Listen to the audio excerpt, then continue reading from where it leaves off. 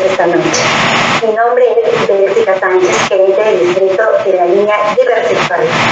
Y desde el área de promoción y marketing de Grunenthal peruana, les doy la más cordial bienvenida a nuestra sección científica, aplicación clínica del acetato de dornalinona. En esta oportunidad se hablará de la dismenorrea. Permítanme ahora presentarles al doctor Nicola Ambrosi Penazo, ginecólogo y obstetra de la Pontificia Universidad Javeriana, director médico de la Clínica La Colina de Bogotá, Colombia. Sin más preámbulos, los dejo con la presentación. Adelante, doctor.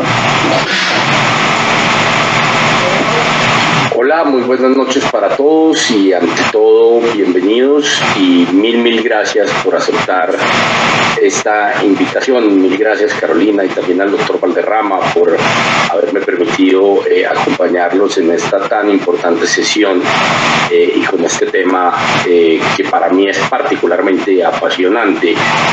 Lo digo no solamente por obviamente compartir con ustedes la especialidad de obstetricia, que fue uno de los temas que se me metieron muy profundos en la mente y en el corazón cuando me estaba formando como ginecobstetra y que me llevaron a terminar la especialidad a profundizar en cirugía mínimamente invasiva en el Instituto Europeo de Cirugía Endoscópica y digamos que la mayoría de la práctica clínica la he desarrollado siempre en el marco de la cirugía mínimamente invasiva, entre las cuales el dolor pélvico como un grupo macro ocupa claramente un rol muy protagónico. Hoy nos vamos a centrar, como bien lo decían, en la aplicación clínica del acetato de clormainona en dismenorrea. Antes de empezar la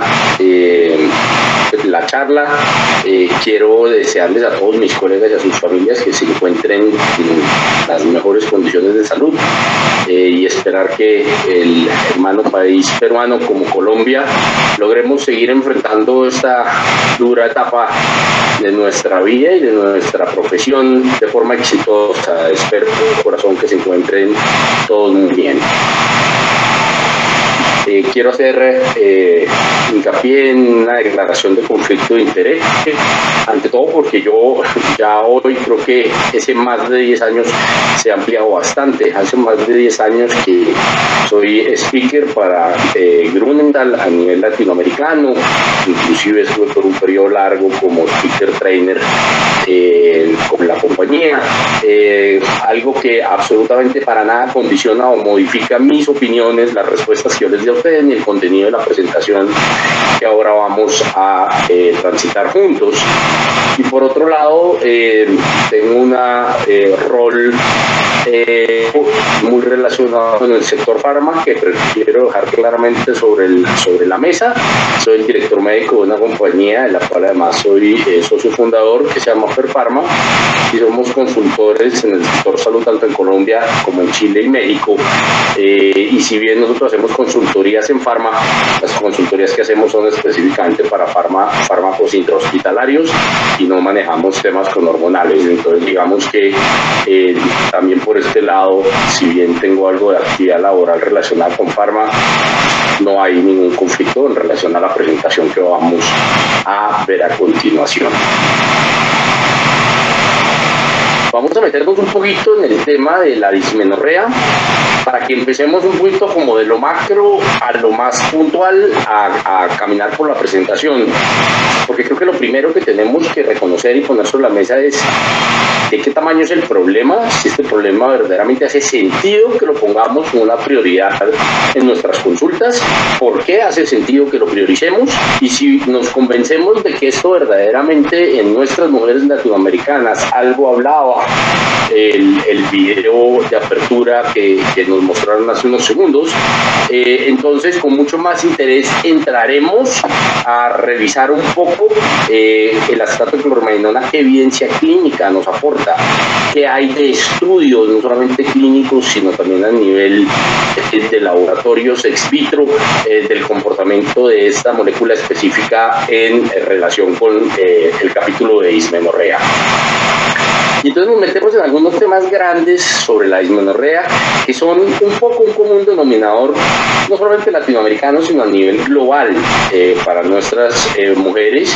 Y es que tenemos unas prevalencias y a veces uno lo ve y parece que diera un poco como el concepto de imposible que uno tenga una prevalencia tan amplia, pero estos son los datos que se encuentran. Hay prevalencias descritas desde un 20% hasta algunas prevalencias del 90% de estudios serísimos, tomando los diferentes rangos etarios de nuestras mujeres, pero digamos que en esencia estamos siempre entre una quinta parte y una casi totalidad de las mujeres que alguna vez en su vida han tenido algún periodo en el cual el diagnóstico de dismenorrea primaria les puede hacer acuñado. Evidentemente esto va cambiando y tiene un comportamiento bastante distinto en relación a los grupos etarios.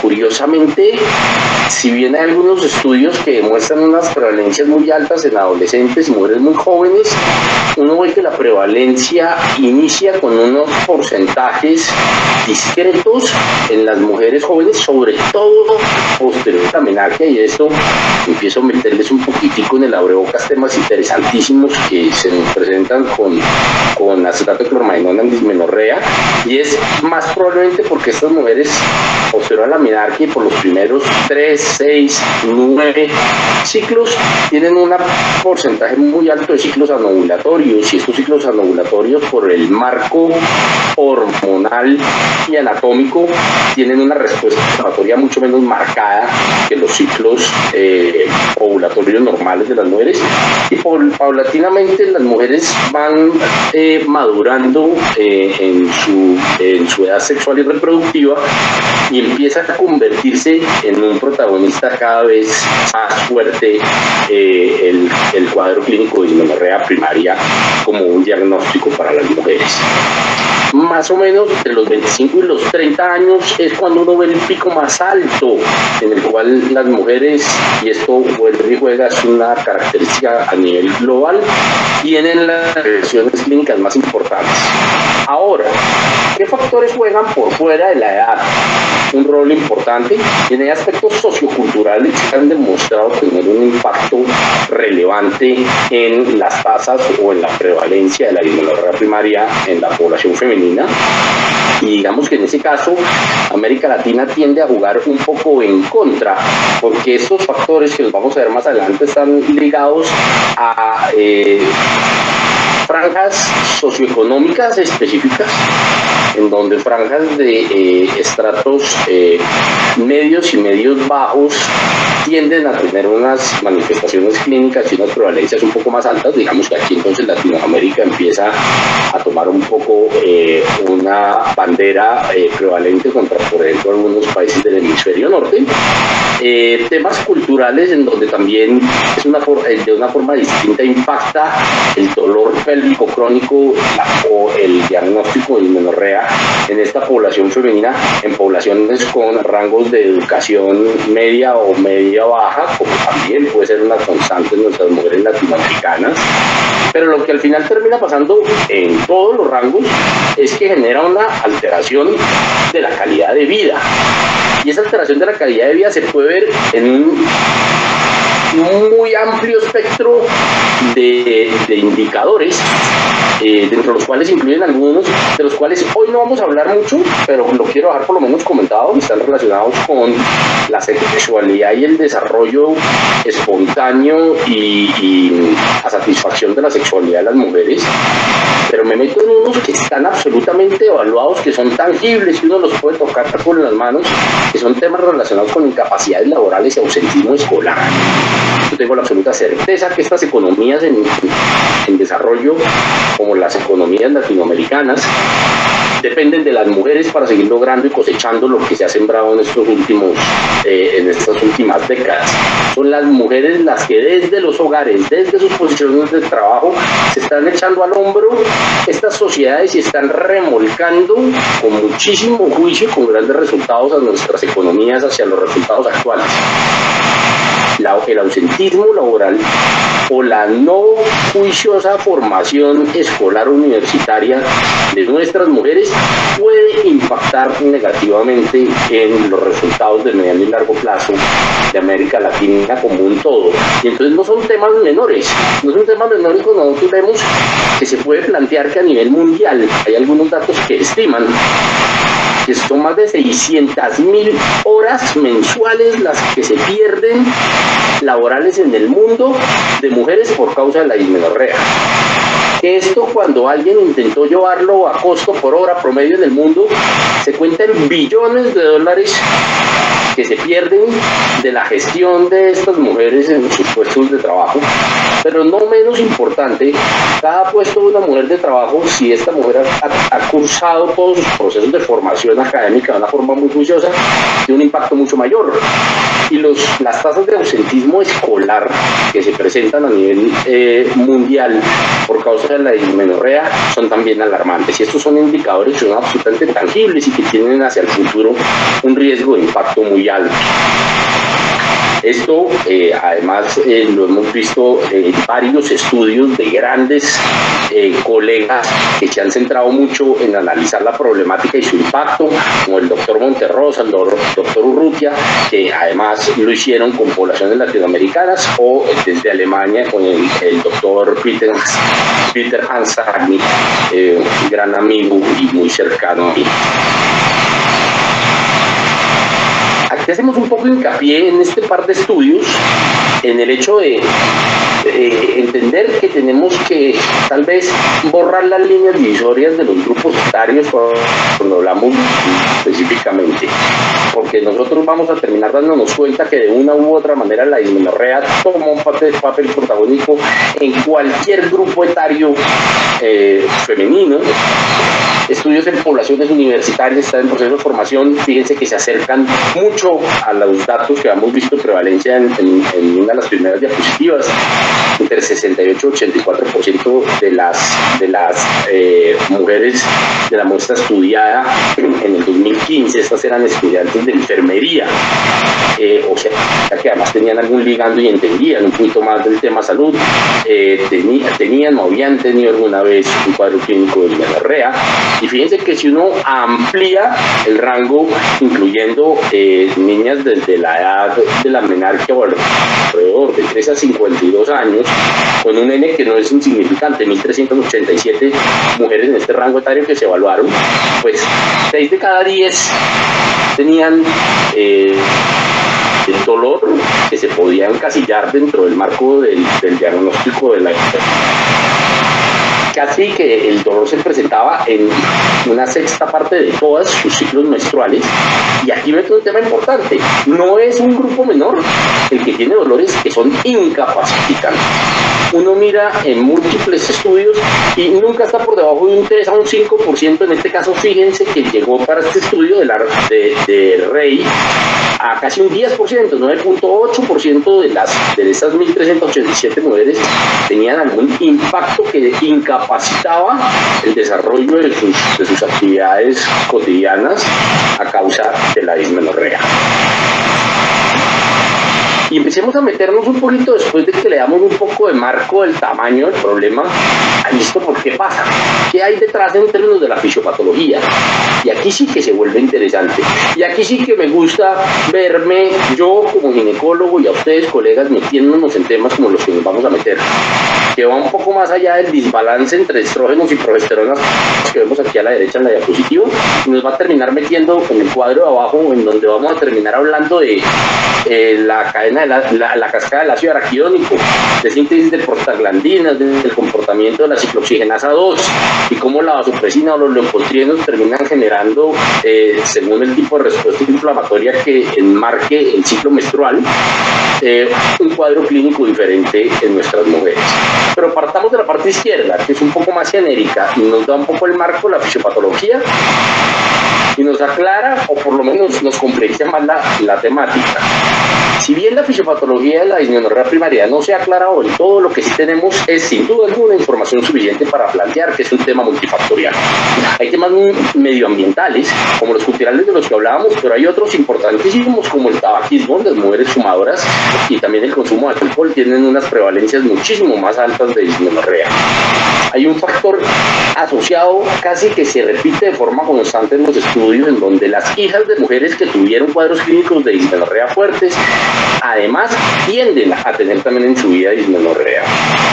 Hay unos factores psicológicos que no se pueden tampoco sacar del todo del portafolio, porque sí hay temas relacionados a ciertos niveles socioeconómicos y a ciertos perfiles de personalidad que también generan una prevalencia más alta, pero lo que sí es importantísimo tener en cuenta es que dentro de este marco multifactorial, sí o sí, hay unos factores hormonales que juegan un rol importante. Juegan un rol importante en términos de ese desbalance, pero increíblemente, y ahora lo vamos a desarrollar un poquito, la regulación hormonal a nivel de la respuesta inflamatoria que desencadena dolor. Fíjense que entonces, cuando uno revisa un segundo cómo se comporta en términos de la producción de prostaglandina F2 alfa y la prostaciclina, que es la prostaglandina I2, ¿de acuerdo? ¿Cómo se comportan en términos de su relación en las mujeres que tienen dismenorrea o en las mujeres que tienen dismenorrea? De tal forma que si nosotros nos fijamos, cuando las mujeres tienen dismenorrea, la prevalencia y los niveles son más altos de prostaglandina F2 alfa. En cambio, cuando las mujeres tienden a ser en porcentaje o en relación más eumenorreicas, el tono de la prostaglandina que prevalece es la prostaglandina I2, que es la prostaciclina. Tengámosla en mente para que veamos más adelante en dónde juegan un factor en la cascada del ácido araquidónico estas dos prostaglandinas, y de tal suerte entender cómo la regulación de las mismas puede tener un gran impacto desde el perfil hormonal. Entonces, ¿qué vimos ahora? Pues que los leucotrienos tienen una influencia importante en la patogénesis de la dismenorrea a través de un cuadro clínico de inflamación específico, ¿de acuerdo? Y que la ocurrencia, sí o no, y la severidad de la dismenorrea pueden estar relacionadas con los leucotrienos y la masiva descarga de estos elementos. A nivel de las enzimas, la fosfolipasa 2 va a tener un rol, ahora lo vamos a ver en una gráfica muy importante, porque la fosfolipasa A2 termina cogiendo todo una masa crítica de fosfolípidos que se liberan cuando se descama el endometrio y lo convierte en ácido araquidónico, y ahí nos arranca la cascada del ácido araquidónico con todos sus componentes inflamatorios, ¿de acuerdo? Y ahí es en donde la ciclooxigenasa 2, el COX-2, nos abre una ruta específica que ahora vamos a ver hacia dónde tiende a llevar a nuestras mujeres. Y vuelve y aparece nuestro papel hormonal como un regulador de la síntesis de las prostaglandinas y como un modulador de la síntesis de la ciclooxigenasa 2.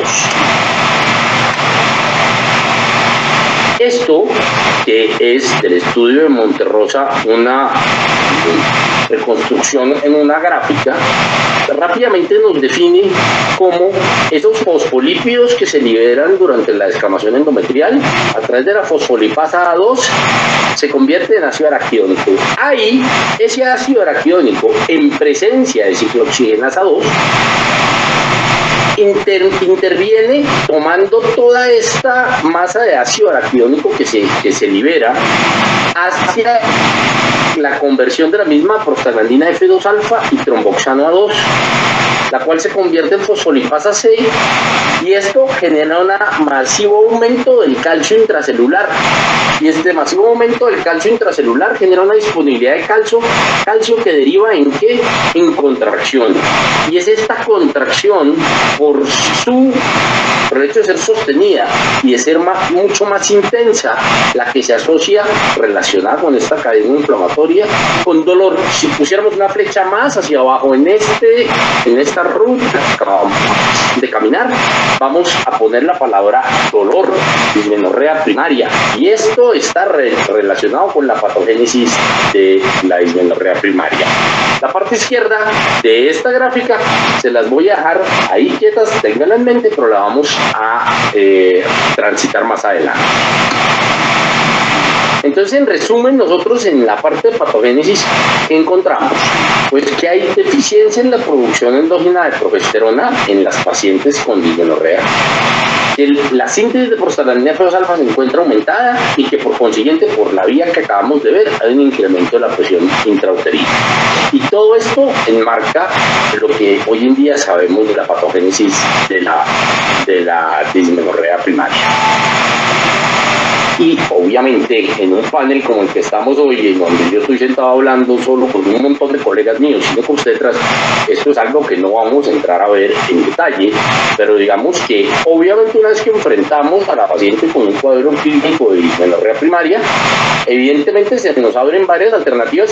Hay varios flujogramas diferentes, aquí les estoy mostrando de la Sociedad Española de Ginecología Obstetricia, pero digamos que hay múltiples, en donde al final quiero solamente que hagamos evidencia algunos puntos claros, y es que hay varias opciones. Primero, si hay o no hay deseo de anticoncepción en las mujeres, y en los casos en los cuales no hay deseo de anticoncepción, el manejo con antiinflamatorios es una opción, y aquí podríamos abrir un capítulo lindísimo en donde pudiéramos hablar un buen rato en cuanto a los antiinflamatorios y cómo es su comportamiento, y cómo algunas moléculas específicas también tienen comportamientos diferenciales, aún siendo todos de la familia de los antiinflamatorios no esteroideos. Pero si nos vamos por el lado de las pacientes que desean anticoncepción, pues ahí aparece inmediatamente la alternativa de utilizar los anticonceptivos orales y hacer una observación de los virus. Y aquí también hay forma de ver unos grandes diferenciales que posiblemente hace algunos años no teníamos tan claros ni hubiéramos podido utilizar con tanta asertividad con nuestros pacientes. Y ojo, porque cuando nos vamos mirando hacia abajo en estos flujogramas, nos terminan apareciendo temas en donde las respuestas desfavorables derivan en exponer a las pacientes a procedimientos quirúrgicos, diagnósticos o diagnósticos terapéuticos por vía laparoscópica. Y entonces, si tomáramos esta parte de anticonceptivos y quisiéramos traerla un poquitico al frente para analizar, lo primero que deberíamos preguntarnos es, pues bueno, pero y entonces, al fin y al cabo, las prostaglandinas todas se van a comportar igual frente a la dismenorrea. Y uno empieza a ver el árbol genealógico, si quisiéramos llamarlo, de las progestinas, y tiene que empezar a sugerir que más probablemente no.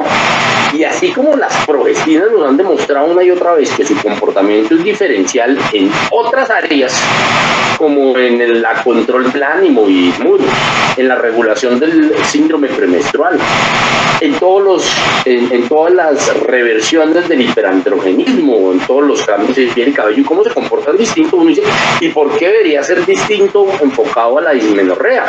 Evidentemente las progestinas se traen a cuestas algunas características favorables o desfavorables en relación con cuál es su origen, si vienen de la progesterona natural, si vienen de la testosterona, la espironolactona, etcétera, etcétera.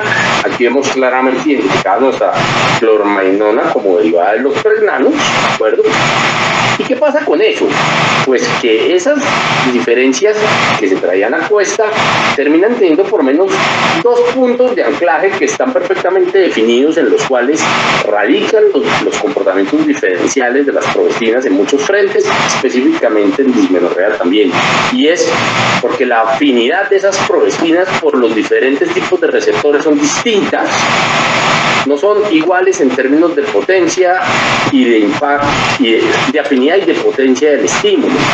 Aquí vemos la clormainona, vemos los diferentes tipos de receptores, el progestagénico, el androgénico, el estrogénico, el lipocorticoide, el mineralocorticoide, vemos si se relacionan con la hemoglobina transportadora de hormonas sexuales y demás.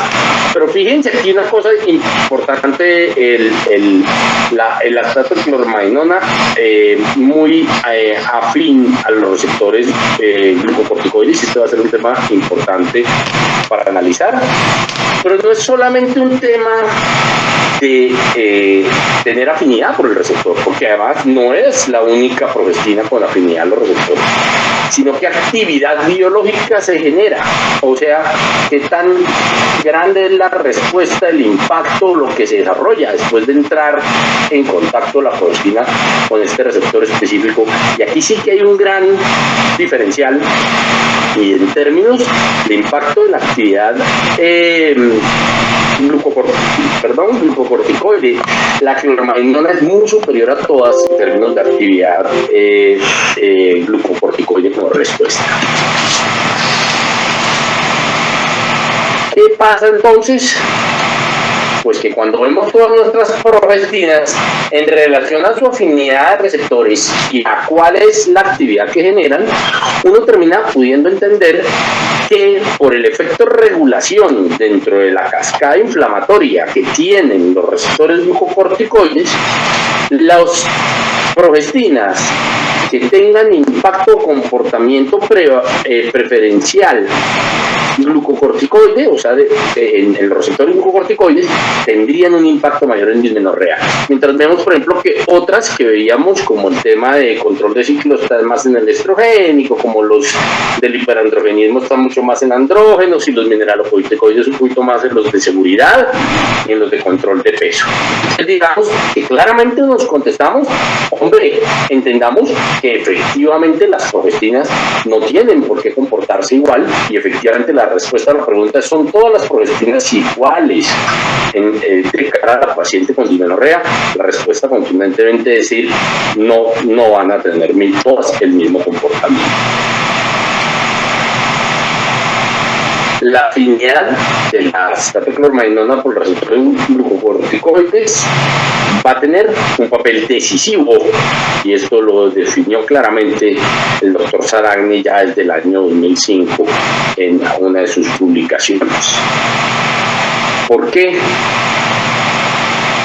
Porque la acetylclormagnona, a través de esta intervención por la vía de los glucocorticoides, uno, miren a la derecha, acetylclormagnona y las tres flechas. Uno, como casi todos las progestinas, va a generar un adelgazamiento del endometrio, por lo cual esa masa crítica o masiva liberación de fosfolípidos en la descamación endometrial disminuye en volumen. Pero después sí nos vamos a meter a dos temas que son exclusivos de la clormagnona, y es: la clormagnona genera un bloqueo de la fosfolipasa 2, con lo cual esa carga de ácido araquidónico que se encuentra a disposición para activar toda esa cascada del ácido araquidónico también es menor. Y nos vamos a la tercera flecha: induce un bloqueo de la actividad de la ciclooxigenasa 2.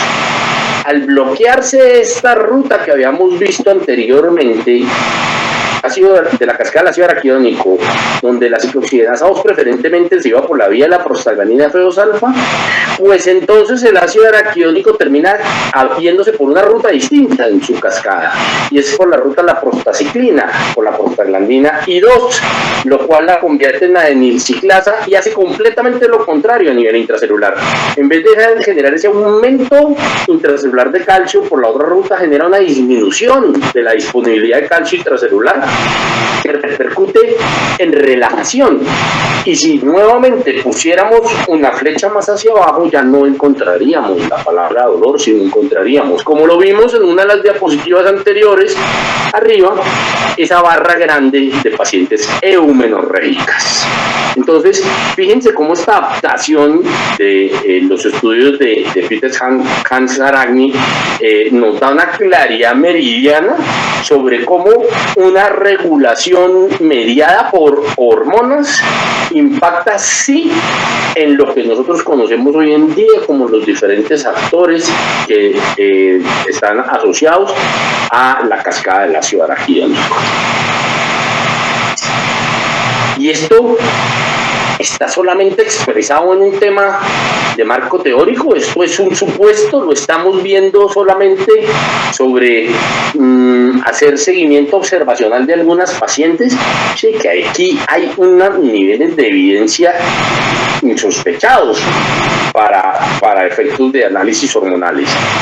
Y este estudio lindísimo que se hace en Alemania va y mira cómo el acetato de clormagnona genera realmente bloqueos y supresiones de la biosíntesis de prostaglandinas en tejidos de endometrio explantados. Así es que lo que se hizo fue confirmar lo que nosotros vimos anteriormente en la cascada del ácido araquidónico y verificarlo en endometrios explantados para poder garantizar que se confirmaba a nivel de laboratorio que este comportamiento era repetitivo y se podía asociar directamente a la regulación hormonal que mediaba la acetato de clormagnona en esos tejidos endometriales. ¿Qué se concluye al final?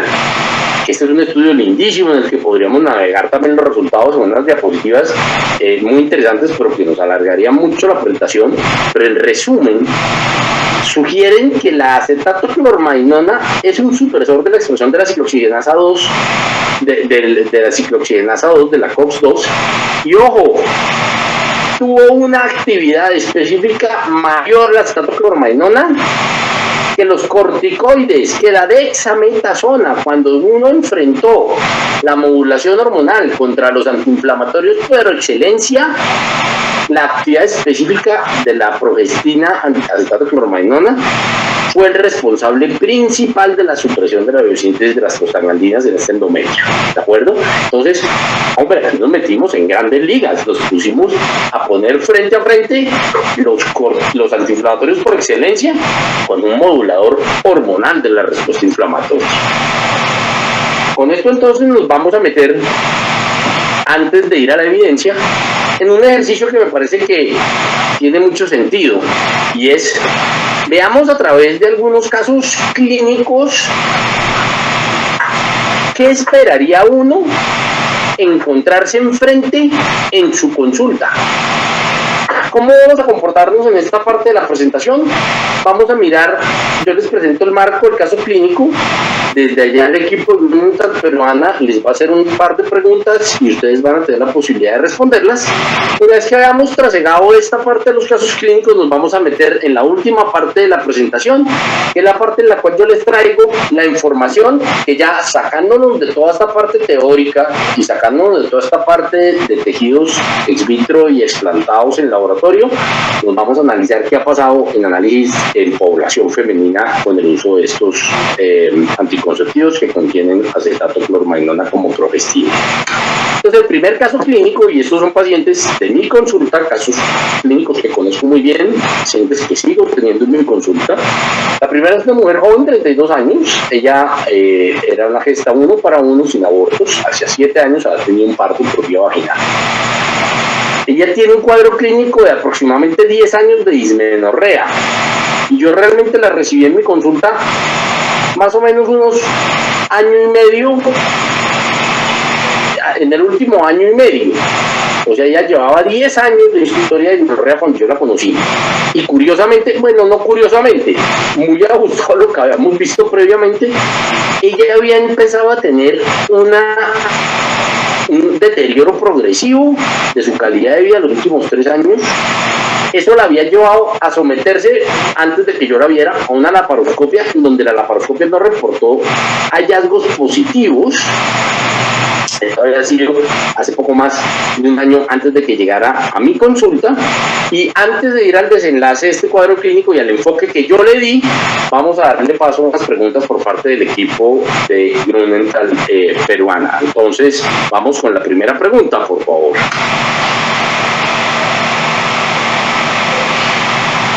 Muchísimas gracias, doctor. La primera pregunta es, si utiliza AINES, ¿qué evento adverso debe tener en consideración? Y bueno, tenemos las siguientes opciones: falla renal, hemorragia digestiva, accidentes cerebrovasculares, todas las anteriores. Los animamos a votar sobre la pregunta relacionada a los eventos adversos que hay que tener en consideración al utilizar los AINES. Nos van a dar unos segundos más para poder votar.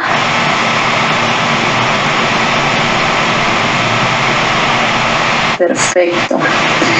El mayor porcentaje del grupo ha respondido que principalmente debemos preocuparnos en la hemorragia digestiva, con un 63%, y bueno, aquellos que han considerado que todos los eventos adversos hay que tomarlos en consideración, pues pertenecen al 34%. Gracias.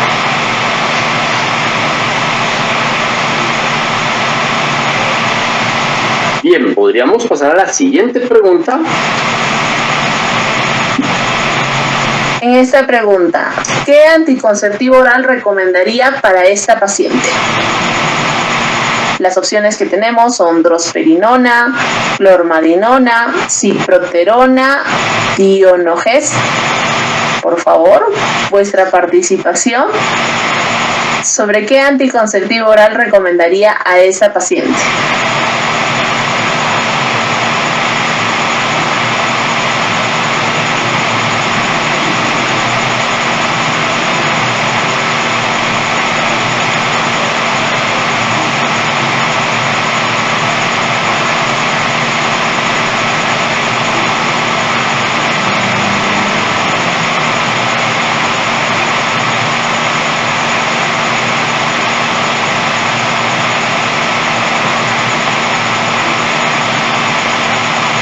La votación, de acuerdo a la votación, el que tiene mayor votos es la clormadinona.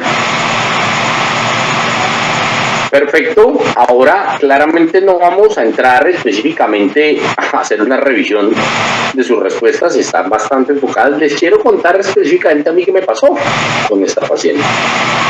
Esta paciente, por esos cuadros clínicos que venían en deterioro, se había convertido en una consumidora indiscriminada de analgésicos.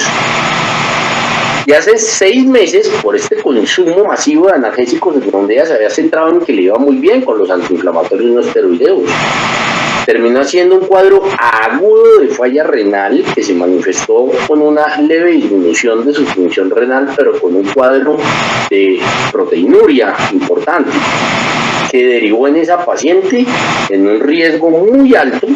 Por ser tan joven, se interpretó y se identificó muy a tiempo y empezó a tener unos cuadros progresivos de edemas matutinos muy severos que no se explicaban por nada. Cuando le hicieron un análisis en orina aislada, documentaron una proteinuria muy por encima de la esperada y estuvo en un riesgo alto de impactar, como algunas veces pasa y lamentablemente pasa a veces de forma fulminante, en una falla renal y en una dependencia de filtraciones externas y demás. Ella, afortunadamente, con el resto del relato, como lo vamos a ver, ha logrado recuperar su función renal al 100%. ¿Qué me parece muy importante este caso clínico? Y es, en este caso, vamos a ver cómo me fue a mí con una paciente que fue switcher. O sea, ella, después de su embarazo y su parto, venía utilizando como anticoncepción y sin deseo aspiracional o expectativa de que tuviese algún rol en la parte de dismenorrea, un anticonceptivo oral que tenía etilestradiol con drospirenona. Cuando yo le hice el switch, yo lo hice por todo lo que acabamos de ver anteriormente, más lo que les voy a mostrar más adelante, y por la de la paciente, a un anticonceptivo hormonal combinado que tenía etinilestradiol en dosis de 0.3 y acetato de clormadinona en un esquema de 21/7, y le arranqué un seguimiento estricto. Para mí, y es una recomendación, el seguimiento en anticoncepción, cualquiera sea el deseo que uno tenga o la razón por la cual entró en la anticoncepción con esta paciente, debe tener el primer año un seguimiento muy cercano. Y si no, nos vamos siempre a todo ese capítulo gigantesco del abandono de la anticoncepción, que no son fallos de la terapéutica, sino malos acompañamientos, y somos responsables nosotros de no llevar a nuestras pacientes de la mano a superar ese primer año, es en donde se presenta la inmensa mayoría de los abandonos. Yo hago siempre un seguimiento mínimo al tercer mes. Bueno, al primer mes, a veces es un tema de, hombre, identificar que no ha tenido algún efecto secundario muy fuerte, pero lo que verdaderamente interesa mucho es el anclaje del mes 3, del mes 6 y del mes 12.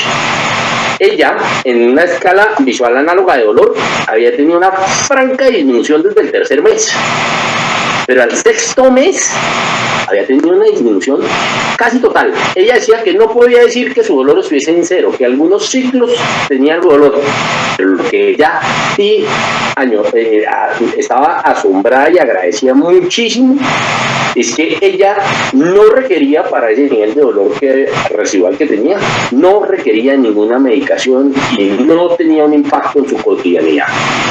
Al año, ella ya se sentía libre de dolor con una adherencia a su modo anticonceptivo absolutamente confirmada. Así es que a ella le fue súper bien, y miren cómo en este caso, si bien es claro que casi cualquier anticonceptivo va a tener algún tipo de impacto, y ella venía recibiendo anticoncepción oral, o sea, ya algo de beneficio seguramente había podido percibir por la drospirenona, el switch a acetato de clormarinona generó una modificación diametral de su cuadro clínico. Vamos a ir al caso clínico número 2. Este me gusta mucho, ahora les voy a decir por qué, todavía la veo en mi consulta también.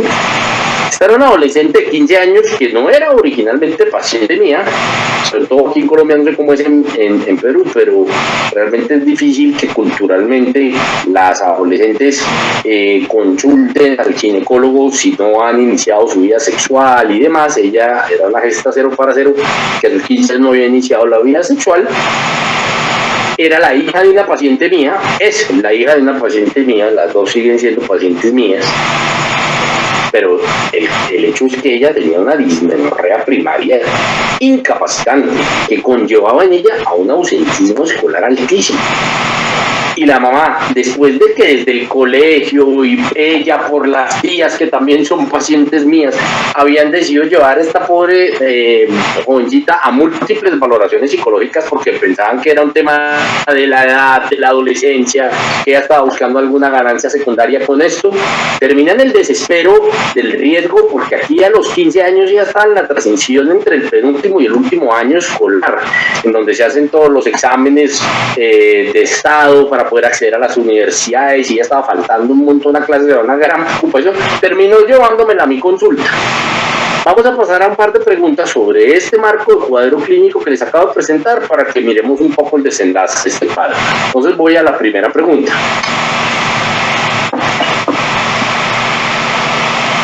Y la primera pregunta está relacionada a si ustedes utilizarían anticonceptivos orales en esta paciente o no.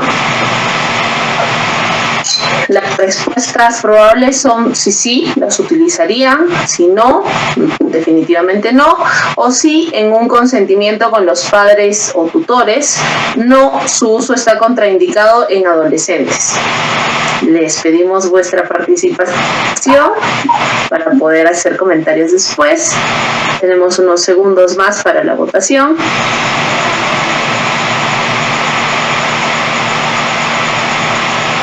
Y en unos segundos más vamos a tener los resultados.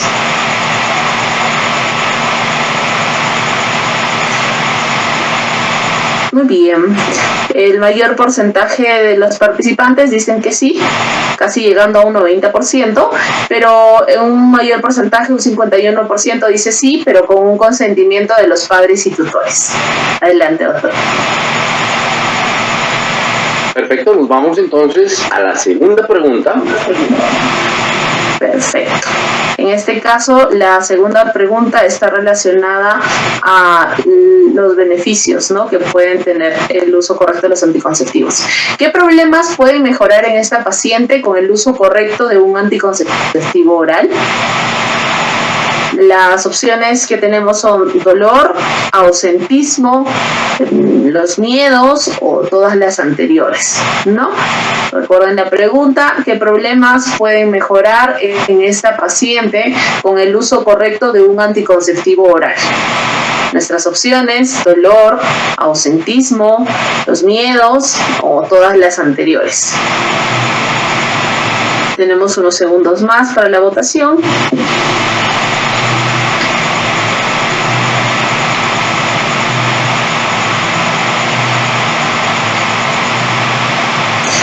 Y de acuerdo al sondeo, principalmente, refieren que todas las opciones, ¿no?, tanto el dolor, el ausentismo y los miedos, pueden mejorar con un uso correcto de anticonceptivos. Adelante, doctor. Súper fantástico, colegas. Yo veo que vamos muy en línea hacia lo que vamos a ver más adelante también en la parte de evidencia clínica. En este caso, yo concerté con la paciente y con su mamá. Para mí, en este caso, el tema de vincular a la mamá era importante. El inicio de anticonceptivos, y ojo, aquí hago una parada.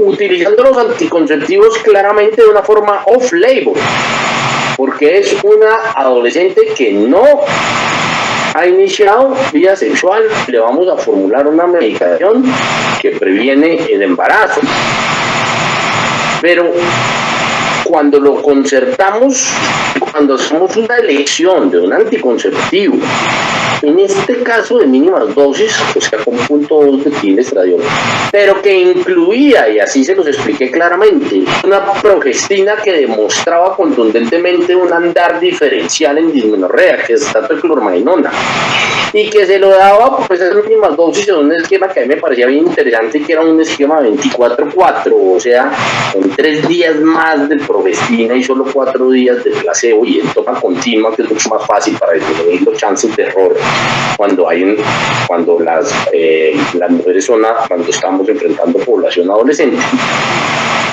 Los resultados fueron sobresalientes en el seguimiento estricto que le hicimos a esta paciente. Al tercer mes, que ella se había comprometido conmigo y habíamos dado una gran discusión sobre la relevancia que tenía que ella no perdiera este momento de formación académica. Su disminución en la escala visual análoga de dolor había sido muy importante, pero ya al tercer mes ella ya no estaba teniendo ausentismo escolar. En el sexto mes fue impresionante porque ella sí fue contundente y me dijo: a mí no me duele nada. O sea, escala visual análoga de dolor 0. Pero le quedaba una cosa complejísima, y es que ella estaba muerta del susto. A ella ahí se le había vuelto un tema esto me va a volver. A mí cada vez que me va a llegar la menstruación, cada vez que me estoy terminando el blister, yo empiezo a no dormir por la noche porque me imagino que esto va a volver y que otra vez no voy a ir al colegio, estoy bien como estoy. Dije: tranquila, esto solamente lo puedo definir con el seguimiento.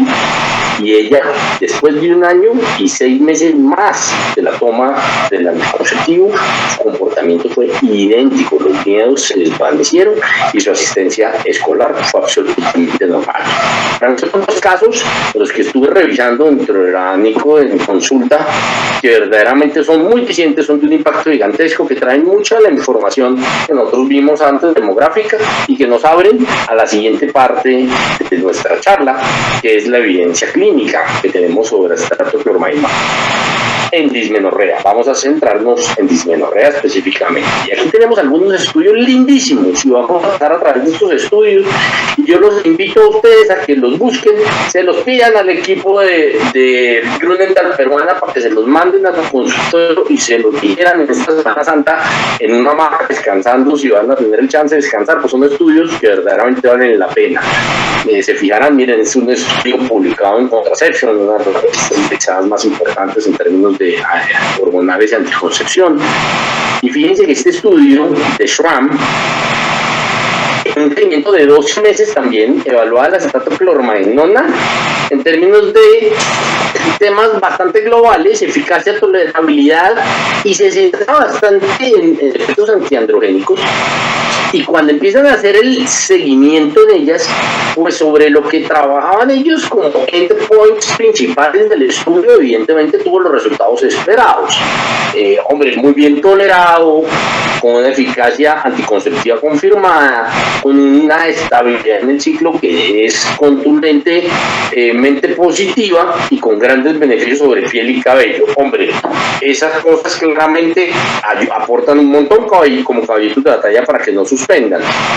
Pero dentro de esa población analizada por 12 ciclos, que fueron 2.620 mujeres, un estudio fabuloso de fase 4 post-comercialización, miren que se encontraron, y se lo encontraron, fue tan contundente que quedó reportado dentro de los resultados del estudio en un N de 1.266 pacientes analizadas. 79% de estas mujeres tuvieron una reducción o desaparición completa del síntoma de dismenorrea cuando iniciaron el anticonceptivo oral de tinestradiol con acetylclormadenona.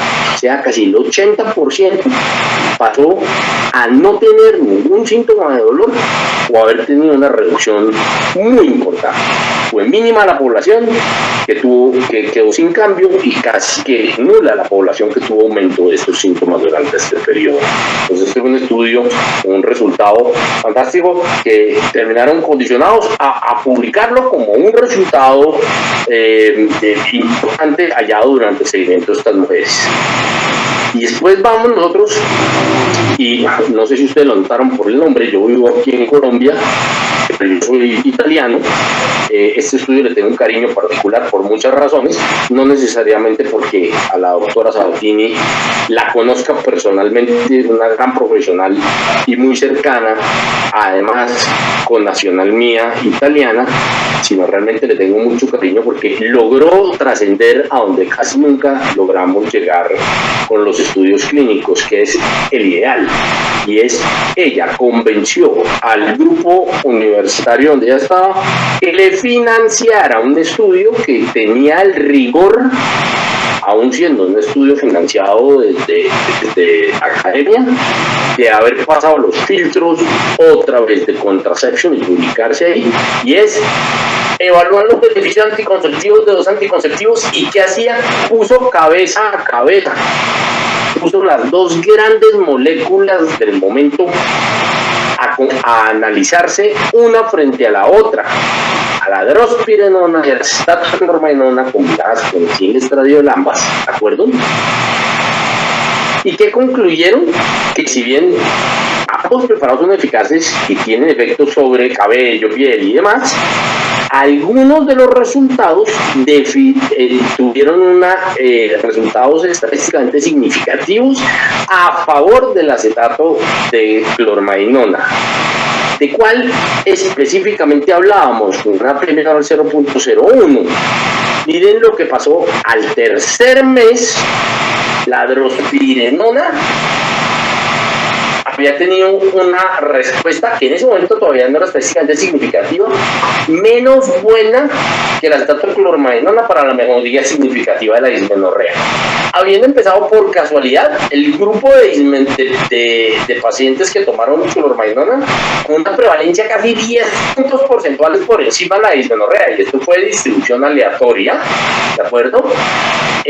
O sea, miren la basal, 71% de las participantes que empezaron con clormadenona tenían dismenorrea y solo 61% de las de drospirenona. Pero después del sexto mes, el comportamiento seguía siendo prevalente a la baja para la población con acetylclormadenona, menos inclinada la curva para la drospirenona, y la P fue estadísticamente significativo. O sea, en un estudio soñado, ideal, cabeza a cabeza, confrontadas las moléculas, uno dice, por fuera de lo que el doctor Nicola nos estuvo comentando en términos de todas estas publicaciones, bioquímicas y de la cascada del ácido araquidónico, uno puede, inclusive comparando con actores del mercado muy reconocidos, y hay un resultado estadísticamente significativo a favor de las estratoclorobailonas. Acá nos metemos en un estudio lindísimo y gigantesco. Son 4.000 mujeres, el estudio que llamamos multinacional, España, Francia, Italia, en donde planteaban mirar cómo se comportaban en términos de seguridad en esta población en múltiples países durante un seguimiento juicioso también de hasta el ciclo 13, o sea, de un año completo, ¿de acuerdo? ¿Y qué encontramos en este estudio en términos de dismenorrea? Fíjense que cuando vemos en rojo las barras de dolor cero y en blanco las de dolor moderado, fíjense en dos cosas. Primero, arrancando la basal y siguiendo esta población, más de 3.000 mujeres, ¿de acuerdo? En 3 países, miren cómo la basal, o sea, había dolor en un 26.4% severo, en un 40.5% moderado. 13 ciclos después, de ese 26.4 solo quedaba un 2.3% de mujeres con dolor severo. Pero es que entonces todo el resto se pasó y aumentó muchísimo la barra de dolor moderado. No, de 40.5% pasamos a 23.3% de dolor moderado. ¿Qué quiere decir? Que el resto de esas mujeres salieron de la diapositiva, o sea, se fueron al capítulo de las eumenorreias. O sea, que el impacto en disminución del dolor severo y en la disminución del dolor moderado es, pero además en la mejoría total de los síntomas, tiene un rol muy evidente en la población de más de 3.000 mujeres este estudio. Y vamos a meternos al estudio por excelencia, porque este estudio, que tampoco es frecuente que uno lo vaya a encontrar en la literatura convencional, sobre todo cuando estamos hablando hormonales, se llama el estudio BEDI, y efectivamente este sí lo tenía como endpoint específico. Este es el estudio de velar en dismenorrea, de ahí viene el nombre del estudio mismo, y lo que buscaba como objetivo principal de este estudio era investigar el efecto de 2 miligramos de estratoclorobailonas con 0.03 de etilinestradiol en dismenorrea y los problemas relacionados a la misma. ¿Qué número de pacientes teníamos? 4.800, llegamos a un N de casi 5.000. ¿Vieron cómo vamos aumentando el número de pacientes en los estudios? Más de 26.000 ciclos analizados. Esto se hizo por toda Alemania, más de 608 centros de ginecobstetricia y consultorios y demás participaron aportando pacientes, ¿de acuerdo? ¿Y qué encontramos? Y acá se fueron algunos indicadores de los que estuvimos viendo antes y de los que verdaderamente yo creo que hace mucho sentido revisar. Miren, partamos que la barra blanca es incidencia de dismenorrea. La basal era un 79%, después de solo 6 ciclos ya había disminuido un 39%, pero la P era significativa. La P era menor de 0.001 y esto en este caso nos define a nosotros que hay cómo correlacionar la intervención que se hizo con el resultado que estamos viendo en esta población, y que no es un tema relacionado específicamente al azar o al seguimiento del tiempo y no más. Pero fueron a mirar, oye, esto sí será verdad, cambiarán algunos hábitos o cambiarán algunos indicadores de una forma en espejo a lo que estábamos viendo antes en esta población. Y fíjense, de un casi 58% de mujeres que usaban analgésicos de forma frecuente para controlar esos dolores, después de 6 ciclos del inicio del anticonceptivo oral con estratoclorobailonas, solamente un 14% lo seguía utilizando. Y de nuevo aquí versus la basal, la variación es por la P estadísticamente significativa. Y si nos vamos a los que habíamos visto antes y que yo habría dándoles tanta importancia y tanta relevancia, que son los temas de ausentismo escolar y laboral, se fueron y les midieron el ausentismo antes y después a todo este grupo poblacional, a estas casi 5.000 mujeres. Y nuevamente pasamos de un 29%, un tercio de las mujeres que estaban contando con ausentismos o a sus procesos de formación o a sus sitios de trabajo, bajamos a un sorprendente 2.3% de ausentismo, con una P que de sobras es absolutamente estadísticamente significativa, ¿de acuerdo? Pero que tiene un impacto hacia adelante gigantesco en todo lo que habíamos hablado en las primeras diapositivas de nuestra conferencia. Así es que en este estudio, en donde al final de ver tanto resultado casi que indirecto en un andar muy diferencial y teniendo unos análisis de estudios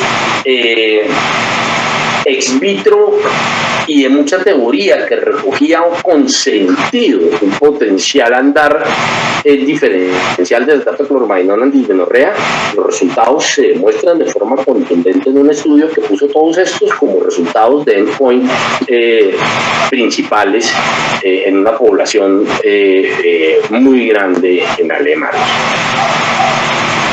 ¿Qué podemos concluir entonces? Primero que la prevalencia, como decíamos, pues es amplísima y yo aquí los invito a que se les quede el chip. Este es un tema transversal a todos los grupos etarios y que hay que darle un espacio a diagnosticar la dismenorrea primaria en cualquier grupo etario para poder ser asertivo y proponer algunas alternativas de mejora.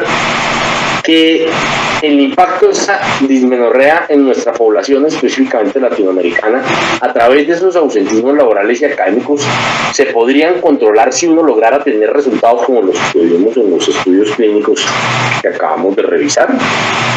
Y que más allá de preocuparnos entonces solamente por las macroeconomías y por el desarrollo de las comunidades y de la sociedad, también tenemos un compromiso de impactar de forma positiva en la calidad de vida de nuestras mujeres. Y también vimos estudios que demuestran cómo la calidad de vida de estas mujeres revierte y mejora una vez que esos síntomas de dismenorrea empiezan a desaparecer, que estos fantasmas y miedos que se presentan asociados ya no se vuelven parte de su no cotidianidad, pero sí de su ciclicidad.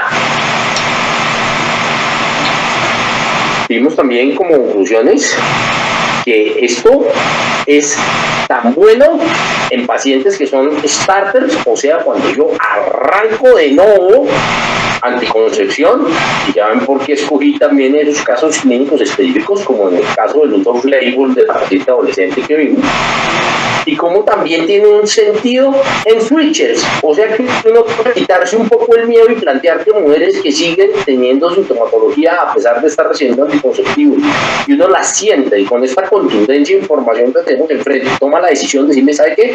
Vamos a hacer una propuesta hormonal y no analgésica para tener un mejor resultado en términos de esa molestia de dolor crónico que tiene usted y que no ha mejorado con el anticonceptivo actual, y hagamos el switch, que es el caso de la primera paciente que revisamos.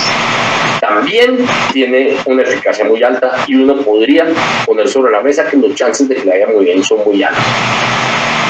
Que los resultados de DAR son explicables por su acción a nivel endometrial, pero además a través de una demostrada y reconocida actividad sobre el receptor glucocorticoide, que genera un impacto no solamente a nivel de los fosfolípidos endometriales, no solamente a través de ese rol que tiene la fosfolipasa 2 tomando esos fosfolípidos endometriales, convirtiéndolos en ácido araquidónico, sino en ese bloqueo y modulación de la ciclooxigenasa 2, que permite que la ruta se nos vaya toda esa cascada hacia la vía de la prostaciclina, la prostaglandina I2, y de tal suerte tener los resultados que nosotros estamos viendo en los estudios clínicos que acabamos de revisar. Con esto les quiero agradecer inmensamente, nos hemos alargado un poco por arriba de las 9 pero es que es un tema que me apasiona inmensamente y creo que a ustedes también seguramente los apasiona. Es un problema real de nuestra consulta día a día, ¿de acuerdo? Y hace sentido haberle dado un espacio de este tipo. Yo veo que el enfoque general de las respuestas a las preguntas de los casos clínicos están muy dirigidos hacia lo que nosotros expusimos durante las diapositivas que vinieron después. Así es que dejo abierto, si nos queda, espero que sí, a un par de preguntas por parte de ustedes para que las podamos aclarar juntas. Mil gracias a todos. Muchísimas gracias, doctor. Sí, están llegando las preguntas justamente en este momento. Bueno, la primera de ellas está relacionada a si por algún motivo la paciente suspendiera el tratamiento con anticonceptivos orales un mes y, bueno, posteriormente a eso presenta cólicos intensos, ¿qué analgésicos recomendaríamos? Mira, en principio la recomendación es que se utilicen antiinflamatorios no esteroideos porque hace mucho sentido en relación a lo que nosotros estábamos viendo previamente. Dentro de los antiinflamatorios no esteroideos hay varios reportes dentro de los cuales el naproxeno tiene un comportamiento diferencial sobre cualquier otro primo hermano o similar que se considere del grupo de la familia de los antiinflamatorios no esteroideos, no para todos los dolores, pero sí específicamente en dismenorrea, ¿de acuerdo? Pero sería solamente para ese ciclo en el cual ella dejó de tomar el anticonceptivo, porque en la pregunta me están dejando claro que ella con el anticonceptivo había mejorado, lo suspendió por algún motivo, se fue de viaje y no lo encontró. Son cosas que le pasan a nuestros pacientes con mucha frecuencia, o se le olvidó porque estaba en un viaje de fiesta con sus amigos y vuelve el síntoma. Esto recomendaría yo. La segunda línea recomendada, pero tiene unos temas también un poco de costos asociados y demás, es la toma de los anti-COX-2, ¿de acuerdo? Los bloqueadores de la ciclooxigenasa 2, en donde evidentemente uno tiene que abrir un capítulo en términos de los riesgos cardiovasculares de las pacientes y demás con los estudios que en su momento limitaron un poco su uso, ¿de acuerdo? Pero esta sería mi respuesta. Pero claro, la respuesta principal es que esto para mí es dogmático en anticonceptivos, uno no lucha contra el éxito, así es que lo primero que tiene que hacer es tomar cualquiera de estas dos alternativas durante ese periodo para que esté libre de dolor o por lo menos más cómoda y apenas pueda reiniciar inmediatamente su anticonceptivo con acetato de clormazepina. Perfecto, doctor, muchísimas gracias. Hay una pregunta relacionada a la evidencia científica que presentó. Dice, ¿por qué se usó la dexametasona como comparativo, y no la hidrocortisona, que es la más potente, que es el más potente corticoide con efecto glucocorticoide? Sí, es una pregunta excelente. Les voy a ser sincero, dentro de ese estudio estaba el doctor Saragni y tengo que aceptar que yo nunca le pregunté por qué dexametasona y no hidrocortisona y lamentablemente no puedo contestar una pregunta donde realmente no tengo bases para contestarla. El estudio lo hicieron planteando de base que me parecía ya muy bueno retar el comportamiento de la hormona en esos tejidos explantados endometriales versus un corticoide. Ahora, ¿por qué dexametasona y no hidrocortisona? Me podría comprometer con ustedes a hacerles llegar a través del doctor Valderrama de Carolina algunas respuestas. Quieren quedar ustedes ahí en Blue Dental Peruana con los datos de quien hizo la pregunta y lo intentamos explorar, ¿de acuerdo? Pero lamentablemente no pude avanzarlo. No pienso al final que generase un impacto muy grande. Lo que estaban buscando sí lo lograron demostrar y es que se podía comparar, que era inimaginable, el andar en términos de la respuesta inflamatoria de una hormona que modula la respuesta inflamatoria a través de esas vías que vimos versus un antiinflamatorio natural como un corticoide. Muchas gracias, doctor. Decía, acá hay una consulta sobre, en caso de que se sospeche de dismenorrea por endometriosis, ¿cuál sería para usted mejor, ¿no? En el tratamiento? ¿Cuál sería el anticonceptivo de elección en todo caso? No, yo pienso que aquí sí nos vamos hacia un capítulo diferencial. Acuérdense que un tema es el gran capítulo, que posiblemente es el más grande de todos, que es la dismenorrea primaria, y otra cosa es la dismenorrea secundaria, en donde la dismenorrea secundaria, o sea, con un hallazgo confirmado por una biopsia que define la presencia de tejido endometrial completo en el peritoneo, en cualquier área del peritoneo de la pelvis femenina o por fuera, de acuerdo de la pelvis femenina, que es el diagnóstico confirmado por patología de endometriosis. Aquí ya tenemos evidentemente un capítulo aparte. Yo no pienso que le vaya a ir mal con acetato de clormagnona, pero teniendo uno la alternativa de un dienogés que tiene evidentemente un comportamiento y un bloqueo de estos focos, también con evidencia clínica contundente, yo creo que sin duda alguna uno se debería ir por ese lado. Si estamos hablando de progestinas que estén acuñadas en anticoncepción oral, ¿de acuerdo? Porque evidentemente también uno se puede ir a terapias como las progestinas solas, ¿de acuerdo? O sea, uno hacer una supresión de esos focos con solo progestinas, ¿de acuerdo? O se puede ir uno, según los cuadros clínicos, a los análogos de la GNRH para dar manejo de esos focos endometriales, guardar las proporciones en términos del resultado, de la severidad del cuadro clínico y evidentemente de los efectos secundarios sobre la paciente usuaria, ¿no? Pero específicamente para contestar la pregunta, yo me iría por la vía del dienogés. Sin duda, si hay confirmación de endometriosis. Muchas gracias, doctor. Pregunta aquí, bueno, se ha mencionado dismenorrea como dolor menstrual, pero ¿qué hay del síndrome premenstrual o el dolor pélvico días antes del ciclo menstrual? Pues esta pregunta está buenísima, porque es que eso por mucho tiempo se metía todo dentro de la misma bolsa. Y yo creo que tenemos hoy en día evidencia suficiente para poder empezar a reconocer que esa famosa frase de Pérez Campo, que fue una persona con quien tuve la oportunidad de trabajar mucho, que fue el presidente de la Sociedad Iberoamericana de Ginecología Obstetricia desde Madrid. El doctor Pérez Campo acuñó este tema de la anticoncepción a la medida, ¿verdad? Que es un vestido que caiga perfecto en cada una de las mujeres, que no sirve una receta de cocina para generar anticoncepción, cobra un gran valor cuando hoy en día podemos estar claros y definir que la dismenorrea primaria es una, la dismenorrea secundaria es otra y el síndrome premenstrual es otro. El síndrome premenstrual como síndrome tiene unas checkpoints que toca tener para concebirlo como el plan de diagnóstico, y ahí tenemos otras progestinas que no tienen este mismo lugar en la dismenorrea primaria, como la drospirenona, que han podido demostrar contundentemente con estudios clínicos que la modulación del síndrome premenstrual tiene un resultado diferencial. ¿Qué es lo importante aquí?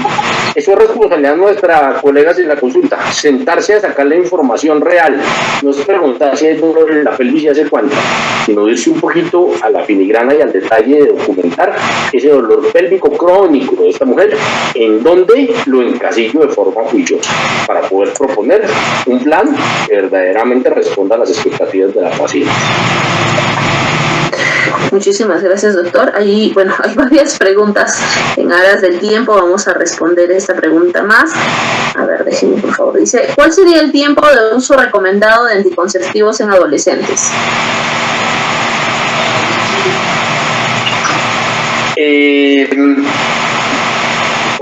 Pregunta también buenísima. Yo creo que hoy en día podemos estar tranquilos en la medida, la gran preocupación que teníamos en adolescentes venía, creo que estamos de acuerdo todos en eso, colegas, no por el hecho de utilizar progestinas en adolescentes, sino por las dosis continuas de etililestradiol y el posible impacto que podía tener en la formación de hueso y bloquear o adelantar ese pico máximo de formación de hueso y de absorción de hueso, que era un temor que tenía sentido, sobre todo con los anticonceptivos de hace algunos años que manejaban dosis estrogénicas mucho más altas, u otros estrógenos distintos al etinil-estradiol, los Valegatus, todo eso. Hoy en día yo puedo decir que ahí está una de las razones por las cuales uno tiende, y a mí me pasó en el caso clínico que les comenté, a preferir los anticonceptivos orales de mínimas dosis, donde bajamos al máximo ese etinil-estradiol al 0.2 que podemos manejar, pero realmente eso es casi cosmético, porque hoy en día sabemos que tanto con los 0.2 y ciclos de 24 como con los 0.3 y ciclos de 21.7, utilizando etinil-estradiol, el impacto sobre la masa de hueso en esas mujeres a los 30 y algo de años, cuando terminen de hacer como su pico de hueso, no se va a impactar. De tal suerte que no pienso que escogiendo adecuadamente el anticonceptivo haya que poner un límite para todos. Se van a poder utilizar si los beneficios son claros. Como anticonceptivo, evidentemente, en aquellas adolescentes que ya iniciaron su vida sexual o en cuadros clínicos de uso off-label como el que revisamos hace un rato. Perfecto, doctor, muchísimas gracias. Bueno, hay algunas preguntas que se están quedando en el tintero. Muchísimas gracias, doctor, por su participación esta noche, una presentación bastante interesante y sobre todo súper bien ordenada. Muchísimas gracias, doctor. Mil gracias a ustedes, a Grunenthal Peruana, pero sobre todo a todos mis colegas por haberme tenido toda esta paciencia un viernes en la noche. Espero que tengan un excelente fin de semana. Les mando un muy fuerte abrazo. Muchísimas gracias.